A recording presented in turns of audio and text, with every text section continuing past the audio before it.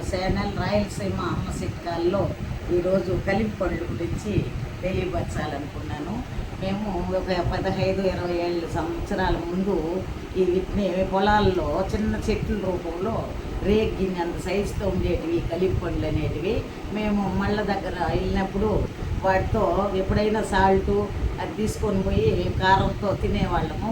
దాహం అనేది కూడా అక్కడ నీళ్ళు దాహం అనేది కూడా తీరేదిగా ఉండేది. దీనివల్ల దీంట్లో విటమిన్ సి ఏ అనేది ఉంటుంది దీంట్లో.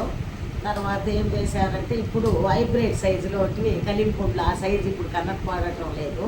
పెద్ద సైజు అనేటివి వచ్చినాయి. ఇప్పుడు మార్కెట్కి వెళ్ళి నేను తీసుకొచ్చాను. వీటిలో పచ్చికాయ రూపంలో ఉండేటివి పచ్చడి రూపం తయారు చేసుకోవచ్చును.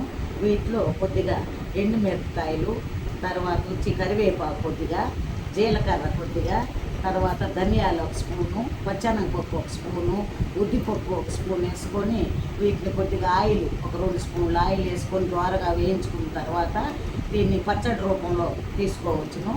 తర్వాత దీనిలో చింతపండు అనేది వేయాల్సిన అవసరం లేదు. వీటిలోనే ఒగురుతనము పులుపు అనేది ఉంటుంది కాబట్టి దీంట్లో ఎక్కువగా సి విటమిన్, ఏ విటమిన్ అనేది ఎక్కువగా ఉంటుంది కాబట్టి ఆరోగ్యంగా కొంచెం నీరసత్వం అనేది కూడా ఉండదు ఈ కలింపండ్లు అనేటివి.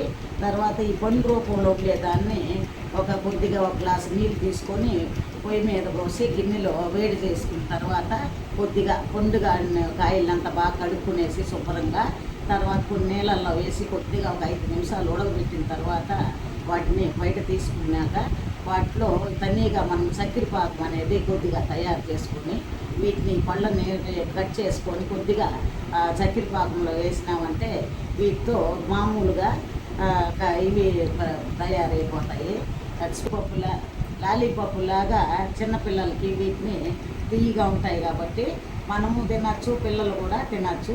తర్వాత బ్రెడ్ ఐటెం తయారు చేసుకుంటాం కదా మనము, వాటిలో కూడా ఇది జామ్ రూపంలో కూడా తయారు చేసుకొని తింటే ఆరోగ్యంగా హెల్తీగా ఉంటుంది. పిల్లలకి బాగుంటుంది. మనం కూడా బ్రేక్ఫాస్ట్ అప్పుడు కూడా వీటిని తీసుకుంటే హెల్తీగా ఉంటావు. సి విటమిన్ అనేది, ఏ విటమిన్ అనేది అధికంగా ఉంటుందనేసి తెలియపరుస్తూ మీకు అందరూ లైక్ చేయాల్సిందిగా సబ్స్క్రైబ్ చేసి, తర్వాత మా ఊర్లో వీటిని కలింపండ్లు అంటారు.